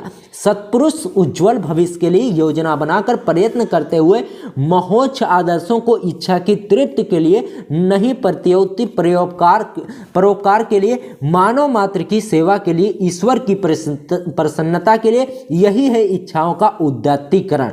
साधक का कर्तव्य है कि अपने और समाज में भले के लिए व्यक्तिगत इच्छाओं से ऊपर उठ जाए। अब देखिए लेखक के अनुसार इच्छा, लोभ आदि का क्या परिणाम होता है। अब ध्यान से सुनना, इसको कैसे लिखना है, ठीक है। इसमें कहा क्या जा रहा है, एक कहना भूल है कि इच्छा, असंतोष, लोभ आदि के कारण मनुष्य आगे बढ़ने की प्रेरित होता है। वास्तव में अब देखिए यहां से लिखना है आपको, लेखक के अनुसार वास्तव में इच्छा, वास्तव से उठाकर प्रोत्साहन मिला तक एकदम लिख देना है, बिल्कुल सिंपल सा, 1 नंबर आपको मिल जाएगा। और देखिए आदर्शों की रक्षा के लिए सत्पुरुष का क्या रुख होना चाहिए, ठीक है, यानी इसकी क्या दिशा होना चाहिए आदर्शों का। देखिए सत्पुरुष कर्तव्य भावना से प्रेरित होते हैं, ठीक है। यहां से उठाकर आपको यहां जहां फुल स्टॉप तक है वहां तक आपको लिख देना, ठीक है, यहां से उठाना। देखिए सत्पुरुष उज्जवल भविष्य के लिए योजना बनाकर प्रयत्न करते हुए यहां से उठाना है आपको और यहां तक, ठीक है, यहां तक आपको लिख देना है, ठीक है, उदात्तीकरण। और देखिए इच्छाओं का उदात्तीकरण का अर्थ स्पष्ट कीजिए। इच्छाओं का उदात्तीकरण का मतलब यहां पर दोस्तों इच्छाओं का उदात्तीकरण का अर्थ मतलब यहां पर कि अपनी इच्छाओं को सही दिशा में मोड़ देना, यानी सही दिशा में उसे ले जाना। यानी जो हमारी इच्छाएं हैं, जो गलत इच्छाएं हैं, उन गलत इच्छाओं से हमारे अंदर जो उत्साह होता है, उसी उत्साह को हमें अपने सही कामों में लगाना है। तो इस तरीके से अपठित गद्यांश को आपको हल करना है। दोस्तों 5 नंबर है दोस्तों, बैंक में खाता खुलवाने हेतु प्रार्थना पत्र। और दूसरा सबसे ज्यादा इंपॉर्टेंट है, शहर में फैली बीमारी की रोकथाम हेतु जिला अधिकारी को पत्र। तो सबसे पहले हम देखते हैं शहर में फैली बीमारी की रोकथाम हेतु जिला अधिकारी को पत्र, या फिर इसी पर पूछा जा सकता है आपसे मोहल्ले में व्याप्त गंदगी के संबंध में मुख्य स्वास्थ्य अधिकारी को पत्र लिखो। तो चाहे आप इस तरीके से लिखो या फिर इस तरीके से, बिल्कुल दोनों सेम है, एकदम अच्छे तरीके से बताऊंगा। वो कोई भी पत्र आ जाए कल 22 फरवरी को ना, आप उसे लिख कर आओगे, ये गारंटी है। देखिए सबसे पहले आपको देखना है कि आपके क्वेश्चन पेपर में पूछा क्या जा रहा है। सबसे पहले सेवा में लिख देना है, फिर किस चीज पर लिखने के लिए कह रहा है, जिला अधिकारी को या फिर किसको कह रहा है उसको आप लिख देंगे ऊपर, मुख्य स्वास्थ्य अधिकारी नगर निगम लखनऊ उत्तर प्रदेश। इसको 3 लाइन में लिखना दोस्तों, ये सही तरीका होता है। इस तरीके से लिखोगे ना तो एग्जामिनर बाबू कल 22 फरवरी को पूरा 6 नंबर आपको देगा, एक भी नंबर काटेगा नहीं। अब देखिए विषय सबसे ज्यादा इंपॉर्टेंट है, विषय लिखना आप मत भूलना दोस्तों। विषय में आप लिखेंगे मोहल्ले में व्याप्त गंदगी के संबंध में आप प्रार्थना पत्र लिख रहे हो, ठीक है। तो ये लिखना बहुत जरूरी है, चाहे तो आप इसे ब्लैक पेन से लिख सकते हो, दिखने में और अच्छा लगेगा, ठीक है। आप देखिए उसके बाद हेडिंग डाली है मान्यवर या फिर श्रीमान आप डाल सकते हैं या फिर महोदय। तो यहाँ पर हमने मान्यवर लिखा है। इसके बाद आपको इसके अंदर लिखना है दुख के साथ कहना पड़ता है कि पिछले कुछ दिनों से, ठीक है, दुख के साथ कहना पड़ता है कि पिछले कुछ दिनों से हमारे मोहल्ले में चारों ओर गंदगी का साम्राज्य फैला हुआ है, ठीक है, इतना क्लियर है। अब देखिए जिसके कारण मोहल्ले वासियों का जीना दोभर हो गया है और चारों ओर गंदगी के कारण मक्खियों या मच्छरों का साम्राज्य फैला हुआ है, जिससे तरह तरह की बीमारियां फैलने का डर बना है। अब देखिए इतना आपको लिख देना, अपनी बात को आपको यहां तक समाप्त कर देना, फिर नई लाइन से लिखना है। अतः फिर जो आपका मेन टॉपिक हो उसे नई लाइन से लिखना है। अतः आपसे विनम्र निवेदन है कि मोहल्ले की जल्द से जल्द सफाई करवाएं, आपकी अति कृपा होगी, धन्यवाद। ठीक है दोस्तों, इतना आपको लिखना है। उसके बाद भौदीय या फिर प्रार्थी आपको कर देना है। इसमें अपना नाम नहीं डालना है, इसमें का खा गा कर देना है। ठीक है, और दिनांक आपको कल की दिनांक डाल देनी है 22 फरवरी। ठीक है, 22 फरवरी 2023, एक कल की दिनांक आपको डाल देनी है 22 फरवरी 2023। दोस्तों इस तरीके से अगर आप पत्र लिखते हो जैसा हमने इस वीडियो में आपको बताया, तो एग्जामिनर बाबू एक भी नंबर आपका नहीं काटेगा, पूरे 6 नंबर आपको देगा। चलिए अब देखते हैं कि बैंक में खाता खुलवाने हेतु प्रार्थना पत्र कैसे लिखना है। बहुत ही सिंपल भाषा में हमने बताया। कल दोस्तों इस 2 पत्र आप छाप कर आओगे, इससे बाहर पत्र आने वाला नहीं है, यही 2 आएगा। चलिए आपको वो भी हम बता देते हैं। ठीक है, लिख कर आना 22 फरवरी को। ये जो पत्र है ना, ये आपके बोर्ड एग्जाम में देखने को मिलने वाला है, तो बहुत ही इंपॉर्टेंट है और इसको अच्छे तरीके से लिखना ताकि एक भी नंबर आपका कटने ना पाए। ठीक है, तो सबसे पहले इसमें हेडिंग डालनी है सेवा में, उसके बाद लिखेंगे श्रीमान बैंक अधिकारी महोदय या फिर श्रीमान शाखा प्रबंधक महोदय। ठीक है, जो आपके क्वेश्चन पेपर में पूछा जाए उसको सबसे पहले ऊपर लिख देना है। फिर लिखना भारतीय स्टेट बैंक या फिर किसी भी बैंक का आप नाम लिख सकते हो। फिर लखनऊ उत्तर प्रदेश या फिर कोई भी एड्रेस डाल सकते हो, गलत नहीं होगा बाबू। अब देखिए मेन चीज जो शुरू होती है वो यहां से शुरू होती है, विषय। ठीक है, इसको लिखने का सही तरीका जो है क्या है, देखिए सबसे पहले सेवा में लिख देना, फिर 3 लाइनों में एड्रेस और उसका नाम लिखना होना चाहिए। ठीक है, इतना क्लियर है। अब विषय लिखना बहुत जरूरी है कि किस विषय पर आप निबंध या पत्र लिख रहे हो। इसमें देखिए विषय में लिखना होता है खाता खोलने के लिए आवेदन पत्र, या फिर लिख सकते हैं छात्रवृत्ति हेतु खाता खोलने के लिए आवेदन पत्र। ठीक है, इतना क्लियर है। अब देखिए इसके बाद लिखना है मान्यवर या फिर महोदय या फिर श्रीमान, कुछ भी आप लिख सकते हो। ठीक है, कुछ गलत आपका नहीं होगा। ठीक है, इसमें लिखना है निवेदन ये है कि मैं कक्षा 9वीं का विद्यार्थी हूं। ठीक है, मुझे उत्तर प्रदेश सरकार द्वारा दी जा रही छात्रवृत्ति प्राप्त करनी है या फिर छात्रवृत्ति का लाभ उठाना है, इतना लिख सकते हो इस तरीके से। ठीक है, देखिए जब आप कक्षा 9वीं में गए थे, थोड़ा बात को ध्यान से समझना, जब आप कक्षा 9 में गए थे तब आपको छात्रवृत्ति की आवश्यकता हुई थी। छात्रवृत्ति जो सरकार दे रहा था, तो उसको लेने के लिए आपको बैंक अकाउंट की जरूरत पड़ेगी ना, कैश तो ले नहीं सकते, तो बैंक अकाउंट की जरूरत पड़ेगी, तब आप उसके लिए आवेदन पत्र लिख रहे हो। तो उसी को इसमें बताना होता है कि किस लिए आपको स्कॉलरशिप चाहिए और किस लिए आप खाता खुलवा रहे हैं। ठीक है, इतना क्लियर है। अब देखिए जिसके लिए मुझे बैंक खाते की आवश्यकता है, इसमें लिखा यह है निवेदन यह है कि मैं कक्षा 9 का विद्यार्थी हूँ, मुझे उत्तर प्रदेश सरकार द्वारा दी जा रही छात्रवृत्ति प्राप्त करनी है, जिसके लिए मुझे बैंक खाते की आवश्यकता है। अतः आपसे विनम्र निवेदन है मान्यवर मेरा खाता खोलने की कृपा करें, आपकी अति कृपा होगी, धन्यवाद। ठीक है, इतना क्लियर है। अब देखिए दिनांक आपको डाल देना है, जो दिन आपका पेपर हो आप डाल सकते हैं यहाँ पर 22 फरवरी का आपका पेपर है, तो 22/02 और 2024, इतना क्लियर है। ठीक है, तो इस तरीके से आपको डाल देनी है और भौदी या फिर प्रार्थी लिख देना, XYZ कर देना, अपना नाम लिखकर नहीं आना। इस तरीके से बाबू अगर पत्र आप लिखते हो तो एक भी नंबर एग्जामिनर नहीं काटेगा। अगर एग्जामिनर नंबर काट दिया ना तो आपकी राइटिंग पर ही काटेगा, लेकिन जो तरीका मैं बता रहा हूं ना उस पर एक भी नंबर नहीं काटेगा। इसलिए आज की इस वीडियो में बस इतना ही, मिलते हैं आपसे किसी और वीडियो में, तब तक के लिए तैयारी एकदम अच्छे तरीके से करो। जय हिंद, जय भारत। दोस्तों इस कहानी में, इस वीडियो में हम आपको बताने वाले हैं प्रश्नोत्तर संख्या 7 में। ठीक है दोस्तों, इस वीडियो में हम आपको बताने वाले हैं प्रश्न संख्या 7 में पूछा जाने वाला खंडकाव्य। दोस्तों अब आपके पास समय बिल्कुल भी नहीं है। 22 फरवरी को आपको 22 फरवरी को अपना हिंदी का पेपर देने जाना है, जिसके लिए ये वीडियो बनाई गई है। दोस्तों 22 फरवरी को प्रश्नोत्तर संख्या 7 में 5 नंबर का आता है खंडकाव्य। अगर 5 नंबर पक्का करना चाहते हो तो सिर्फ और सिर्फ 5 मिनट रुको, इस वीडियो को देख लो, आपके 5 नंबर बिल्कुल क्लियर हो जाएंगे। दोस्तों मुक्त यज्ञ खंडकाव्य का चरित्र चित्रण आज की इस वीडियो में हम आपको बताने वाले हैं। देखिए दोस्तों मुक्त यज्ञ, सबसे पहले आपको लिखना है प्रश्नोत्तर संख्या 7, उसके बाद लिखेंगे मुक्त यज्ञ खंडकाव्य के नायक का चरित्र चित्रण। इसमें आपको लिखना है मुक्त यज्ञ खंडकाव्य के नायक महात्मा गांधी हैं, इनकी चारित्रिक विशेषताएं या चरित्र चित्रण निम्नलिखित है। ठीक है, इतना क्लियर है। अब देखिए इसमें पहला पॉइंट आपको डालना है अहिंसा के पुजारी। गांधी जी जो थे अहिंसा के पुजारी थे। अब इसको बताना है आपको। ठीक है, इसमें लिखना है गांधी जी अहिंसा के महान पुजारी थे।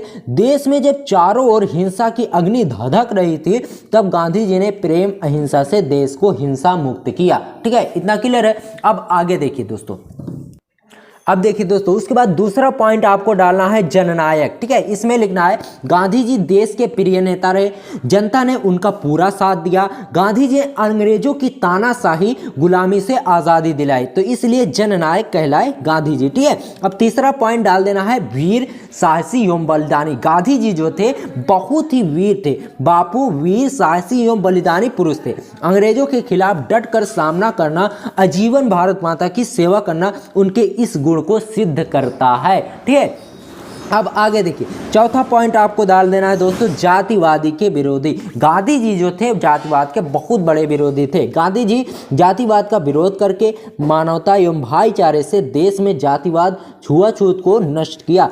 गांधी जी सभी देशवासियों के दिलों में सदा अमर रहेंगे। दोस्तों इस तरीके से अगर आप लिखते हो जैसा आज की इस वीडियो में हमने आपको बताया है तो देख लेना आपका कल 22 फरवरी का एक भी नंबर आपका नहीं कटेगा। 5 में 5 नंबर पूरे फुल आपको मिलने वाले हैं। दोस्तों इसी तरीके से आप लिखना। जो गांधी जी का चरित्र चित्रण हमने बताया है बहुत ही सिंपल तरीके से, इस तरीके से अगर आप लिख कर आते हो तो एग्जामिनर पूरे नंबर आपको देगा। ठीक है दोस्तों, इस खंड का आपको एक बार और समझा देते हैं। मुक्त एक खंड का आपके नायक का चरित्र चित्रण। सबसे पहले इस तरीके से हेडिंग डाल देना, फिर लिखना है मुक्त एक खंड का आपके नायक महात्मा गांधी हैं। ठीक है, इनकी चारित्रिक विशेषताएं या चरित्र चित्रण निम्नलिखित है। ठीक है, पहला पॉइंट है अहिंसा के पुजारी। ठीक है, तो इसमें आपको बताना है कि अहिंसा के पुजारी कैसे थे गांधी जी। ठीक है, गांधी जी अहिंसा के महान पुजारी थे।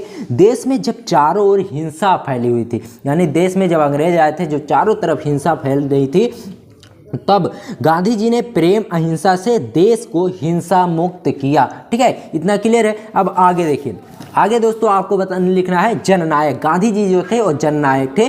ठीक है, गांधी जी देश के प्रिय नेता रहे, जनता ने उनका पूरा साथ दिया, गांधी जी ने अंग्रेजों की तानाशाही गुलामी से देश को आज़ादी दिलाई। ठीक है, अब आगे देखिए वीर साहसी एवं बलिदानी। इसमें आपको लिखना बापू वीर साहसी एवं बलिदानी पुरुष थे, अंग्रेजों के खिलाफ डटकर सामना करना, आजीवन भारत माता की सेवा करना उनके इस गुण को सिद्ध करता है। और गांधी जी जातिवादी के विरोधी थे। ठीक है दोस्तों, तो इस तरीके से लिख कर आना, कल 22 फरवरी को एक भी आपका नंबर नहीं कटेगा।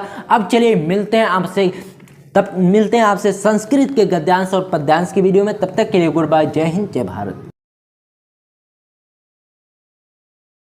प्रश्न आता है अष्टयाम के रचयिता हैं, कौन है रचयिता? पहला इसमें है गोकुलनाथ, दूसरा है वल्लभाचार्य और तीसरा है नाभादास, चौथा है तुलसीदास। तो इसका सही जो ऑप्शन है अष्टयाम के रचयिता नाभादास जी है। इस चीज को आप लोग ध्यान में रखना।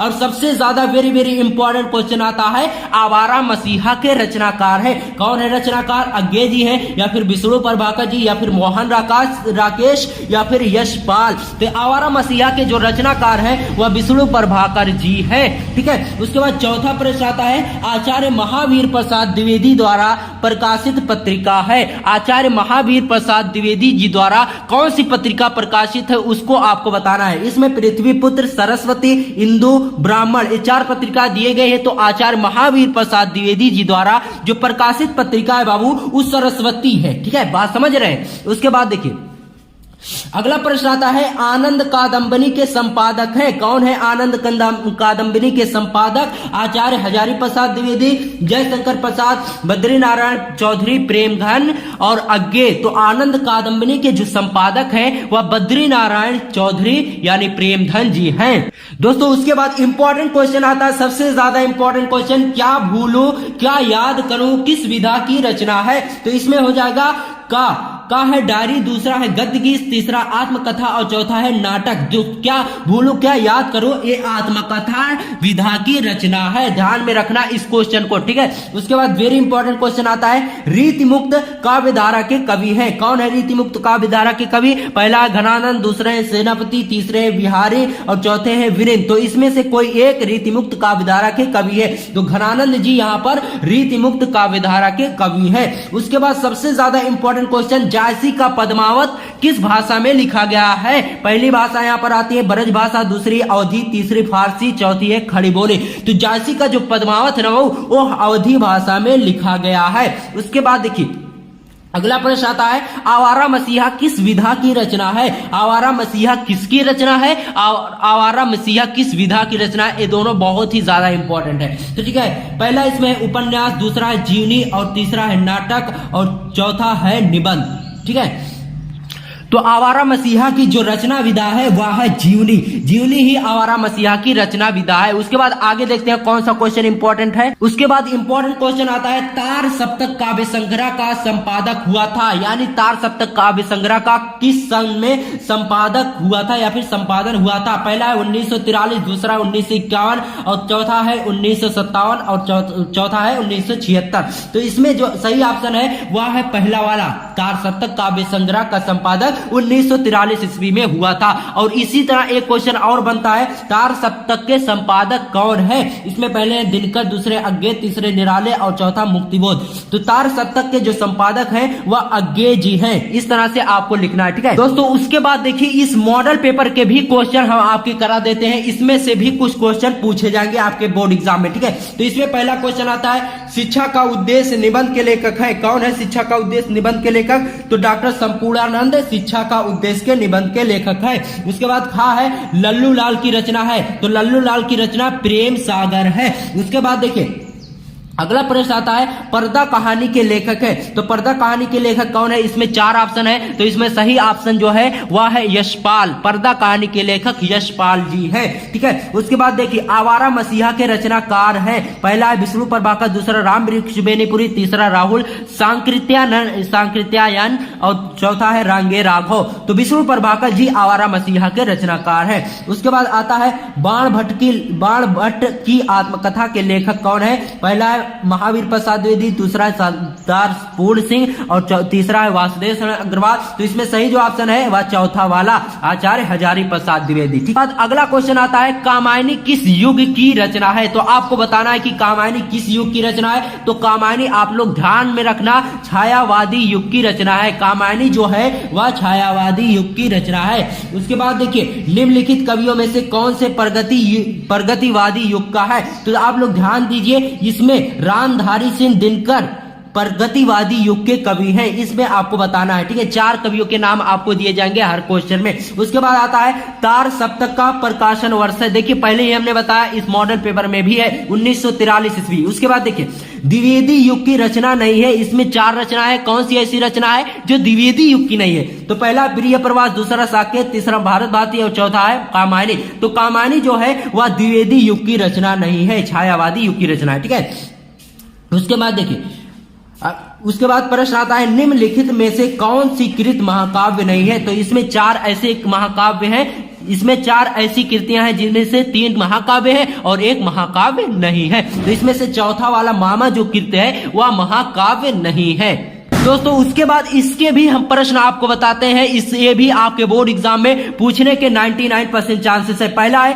पंडित प्रताप नारायण मिश्र द्वारा संपादित पत्रिका है। 4 पत्रिकाएं हैं, तो इसमें से सही जो ऑप्शन है वह है तीसरा वाला, पंडित प्रताप नारायण मिश्र द्वारा संपादित पत्रिका ब्राह्मण है। उसके बाद आगे देखिए, आगे क्या है? रामचंद्र शुक्ल की रचना है। रामचंद्र शुक्ल की रचना बचपन से आप पढ़ते चले आ रहे हैं, त्रिवेणी है। तो त्रिवेणी रामचंद्र शुक्ल की रचना है। उसके बाद देखिए कर्मभूमि किस विधा की रचना है? तो कर्मभूमि आपको याद रखना है उपन्यास विधा की रचना है। कर्मभूमि उपन्यास विधा की रचना है, ध्यान में रखना इसे। उसके बाद देखिए भाग्य और पुरुषार्थ के लेखक हैं। भाग्य और पुरुषार्थ के लेखक जैनेन्द्र कुमार जी हैं। उसके बाद अगला प्रश्न आता है महावीर प्रसाद द्विवेदी द्वारा संपादित पत्रिका है। ये भी बहुत ही ज्यादा इंपॉर्टेंट है। जो महावीर प्रसाद द्विवेदी जी द्वारा प्रकाशित पत्रिका है संपादित, वह सरस्वती है। सरस्वती महावीर प्रसाद द्विवेदी जी द्वारा संपादित पत्रिका है। उसके बाद आता है पद्मावत का रचना काल है, यानी पद्मावत किस रचना काल में लिखा गया है? तो इसमें पहला आदिकाल, दूसरा भक्ति काल।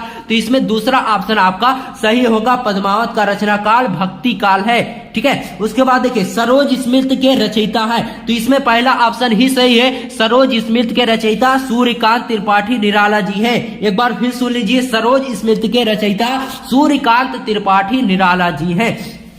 उसके बाद देखिए अगला प्रश्न आता है, निम्नलिखित कवियों में कौन छायावादी कवि नहीं है? तो इसमें से कौन से ऐसे कवि हैं जो छायावादी युग के कवि नहीं है? तो नागार्जुन इसमें जो है वह छायावादी युग के कवि नहीं है। उसके बाद अगला प्रश्न आता है, निम्न में से रीतिकाल के किस कवि ने वीर रस में रचना की है? तो यहां पर क्या पूछा जा रहा है, निम्न में से रीतिकाल के किस कवि ने वीर रस में रचना की है? तो यहां पर भूषण जी जो है वह रीतिकाल में वीर रस में रचना किए हैं, तो ये वाला ऑप्शन यहां पर सही होगा। तो अभी तक 30 क्वेश्चन हम आपको बता दिए हैं, 30 क्वेश्चन आपके बोर्ड एग्जाम में जरूर आएंगे। और चलिए देखते हैं कौन कौन से क्वेश्चन इंपॉर्टेंट है। उसके बाद और इंपॉर्टेंट क्वेश्चन है, आखिरी चट्टान की रचना विधा है, यानी आखिरी चट्टान जो है वह किस रचना में लिखा गया है? ठीक है, तो आत्मकथा रचना विधा है किसकी? आखिरी चट्टान की। ध्यान में रखना इन सभी क्वेश्चन को जो मैं आपको बता रहा हूं। आवारा मसीहा की रचना विधा है, तो अभी हमने बताया जियोनी, वेरी इंपॉर्टेंट है। अष्टयाम के रचयिता है नाभादास जी, ये भी बताया। सरस्वती के संपादक है महावीर प्रसाद द्विवेदी जी। ठीक है, उसके बाद देखिए अगला प्रश्न क्या आता है, बहुत ही इंपॉर्टेंट क्वेश्चन आज की इस वीडियो में हम आपको बता रहे हैं। बाण भट्ट की आत्मकथा, इसको हमने बताया। कल्प वृक्ष के लेखक है वासुदेव शरण अग्रवाल जी, वेरी इंपॉर्टेंट है। कल्प वृक्ष के लेखक है वासुदेव शरण अग्रवाल जी। और उसके बाद देखिए जयशंकर प्रसाद की रचना, कोई एक रचना दे सकता है, जैसे यहाँ पर लहर है जयशंकर प्रसाद जी की रचना। उसके बाद देखिए साकेत महाकाव्य के रचयिता है, कौन है साकेत महाकाव्य के रचयिता? तो साकेत महाकाव्य के जो रचयिता है वह मैथिली शरण गुप्त जी हैं। और देखिए तार सप्तक का प्रकाशन वर्ष, वेरी इंपॉर्टेंट है। हर साल हर बार आपसे एक क्वेश्चन टकराता जा रहा है। तार सप्तक का प्रकाशन वर्ष है तो 1943 ईस्वी तार सप्तक का प्रकाशन वर्ष है।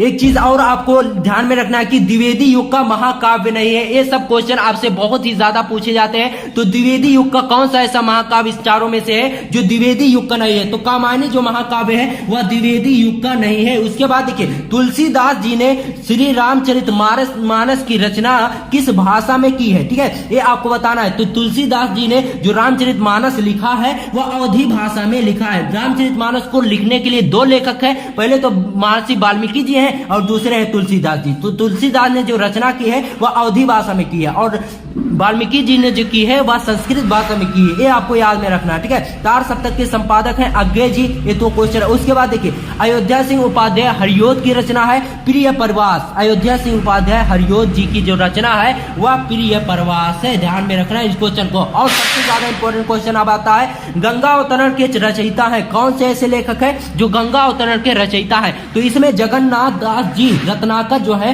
वह गंगा अवतरण के लेखक है। बहुत ही बड़ा नाम है, जगन्नाथ दास रत्नाकर। ठीक है, उसके बाद देखिए कामायनी महाकाव्य के रचयिता जयशंकर प्रसाद जी हैं। इसको तो सभी लोग जानते ही होंगे, बचपन से सुनते आप चले आ रहे हैं क्वेश्चन। दोस्तों बुक में जितने भी इंपॉर्टेंट क्वेश्चन थे सभी को हमने 30 क्वेश्चन में सेलेक्ट कर दिया। जैसे आचार्य महावीर प्रसाद द्विवेदी जी द्वारा संपादित पत्रिका सरस्वती, इसको भी हमने बताया, वेरी इंपॉर्टेंट है। उसके बाद देख सकते हैं आनंद कादम्बिनी के संपादक है, ये भी वेरी इंपॉर्टेंट है, इसको भी हमने बताया। और हंस पत्रिका के संपादक है, इसको आप लोग याद कर लीजिए, महावीर प्रसाद द्विवेदी जी द्वारा, द्विवेदी जी हंस पत्रिका के संपादक है। उसके बाद यहाँ पर देखिए आवारा मसीहा के रचनाकार है, इसको भी बताया, विष्णु प्रभाकर जी है आवारा मसीहा के रचनाकार। उसके बाद अष्टयाम के रचयिता है, आप यहाँ पर देख सकते हैं, ये क्वेश्चन वेरी इंपॉर्टेंट है।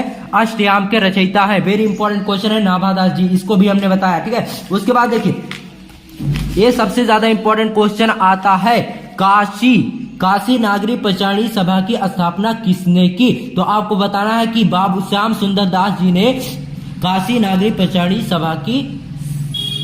यहाँ पर सही जो ऑप्शन है वह श्याम सुंदर दास जी काशी नागरी पचाड़ी सभा के अध्यक्ष या संस्थापक थे। ठीक है, तो इस तरह से आपको लिखना है। उसके बाद देखिए इसमें जितने भी इंपॉर्टेंट क्वेश्चन थे सबको हमने सिलेक्ट किया। राष्ट्र का स्वरूप निबंध के लेखक, इसको तो सब लोग जानते ही होंगे, वासुदेव शरण अग्रवाल जी। उसके बाद देखिए इंपॉर्टेंट क्या है, पृथ्वी का हिंदी का प्रथम मौलिक उपन्यास कौन सा माना जाता है? तो परीक्षा गुरु हिंदी का प्रथम मौलिक उपन्यास माना जाता है। सब कुछ आज की इस वीडियो में हमने बता दिया है, इन्हीं में से क्वेश्चन आएंगे। अगर आपको नहीं समझ में आया तो वीडियो को एक बार दोबारा आप देख सकते हो। जितने भी क्वेश्चन आज की इस वीडियो में हमने बताया है। और देखिए एक है निंदा रस निबंध के रचनाकार है, तो आप लोग देख सकते हैं निंदा रस कहाँ गया क्वेश्चन। ठीक है, निंदा रस निबंध के रचनाकार हैं वो जो है हरिशंकर प्रसाद जी, ये भी इंपॉर्टेंट है, इसको भी आपको लिख कर देख लेना है। निंदा रस निबंध के रचनाकार है। तो जितने भी क्वेश्चन इंपॉर्टेंट है सबको हमने बता दिया, इसी में से क्वेश्चन आएगा। अगर आपको समझ में ना आया तो वीडियो दोबारा देख लीजिए और अपना बोर्ड एग्जाम में बेस्ट ऑफ लक देते हैं। आप अच्छे से जाइए, आराम से अपना पेपर लिखिए, घबराने की बिल्कुल भी जरूरत नहीं है, हम आपके साथ हैं। जो भी चीजें हमने बताया है उसमें से जरूर आपके बोर्ड एग्जाम में आएंगे प्रश्न। तो अगर आपने हमारी वीडियो को देखा होगा तो आप फेल हो ही नहीं सकते, कोई एग्जामिनर आपको फेल नहीं कर सकता। जितनी भी चीजें हमने आपको बताई है वही चीजें बोर्ड एग्जाम में आने के 99 नहीं बल्कि 100% चांसेस है।